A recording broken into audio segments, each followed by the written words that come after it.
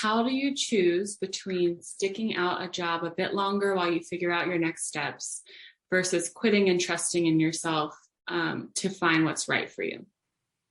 Mm-hmm. So a couple of thoughts here. I think we can break this up. So, how do you choose whether to stick it out at your job a little bit longer? And then there's this idea of quitting and trusting. So timing of reinvention, or better yet, I should say the timing of quitting is a really important thing to think about, because a lot of times, I think right now with the Great Resignation and all of that, there's a lot of emphasis on this whole thing about quitting. Just quit, go do what you love and all of that. I've quit many jobs. I've been fired. I've been laid off, and everything in between. And one of the things that I learned is this is not a decision you take lightly. Doesn't matter how in love you are with the next thing, like it is not something you can take lightly, because we have other responsibilities. We might be taking care of people in our lives. We might have, whether it's parents, family, kids, whatever, spouses. So there are other things we have to consider, other people we have to consider that matter to us. And they are part of our purpose. They are part of our passions and our values. So it's important that we consider that. So the question about whether quitting and trusting, it's not only a matter of trusting yourself. It's a matter of also making sure that you take care of your obligations, you take care of the commitments you've made, and that you can still honor them in a situation like that. So quitting, so I would say the decision of whether to stick it out in the job longer has to do not only with whether you can trust yourself, but it's also whether you are prepared and ready to still address the commitments you need to address in making that decision. And then the other thing is, do you have where's your, I guess, clarity, like at this point in terms of what you want to do next? How much clarity do you have as far as what the next thing is that you want? There is no right or wrong answer here. Some people can afford to just quit something with no clarity and go on a search. And that's awesome. If that is allowed, that is doable, and that's what you want, then you do that. Like, there's nothing wrong with that. That said, that's not for everyone. And so what I found was in my research for the book, The Journey to Reinvention, one of the studies that I found was, I'm trying to remember where it was done, but it was a study on 5,000 entrepreneurs. And what they found was they asked them, they measured their success rates, like businesses that failed versus succeeded. And then they went one step further to understand, okay, where did they come from? Like, how did they get into entrepreneurship? And these were all people who had at some point quit their job. So they had corporate jobs and then they quit to become entrepreneurs. And what they found was that the group that started their business while working their day job were 30% less likely, or less likely, 30% less likely to fail than the other group. And simply what that says is that sometimes, or at least some percent of the time, that extra bit of time you buy yourself while you're working to test out an idea can play a pretty big role in your ability to at least stand a chance of success.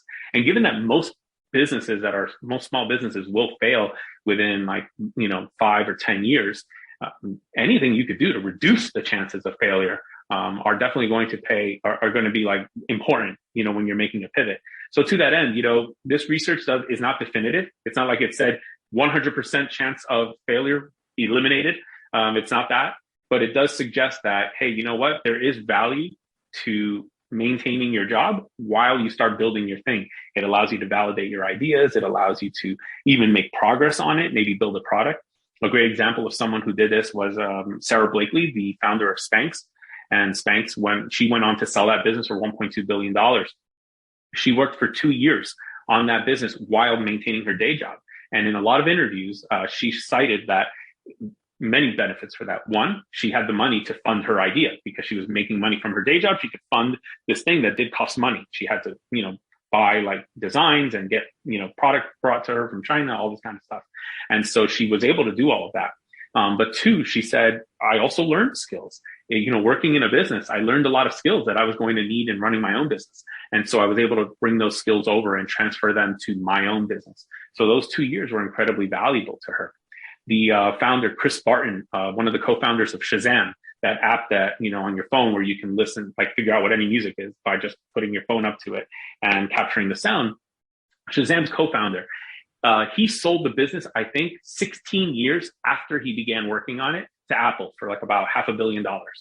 And one of the things that he shares is of those 16 years, 12 of them was spent working for part of the time Dropbox and the other part of the time Google.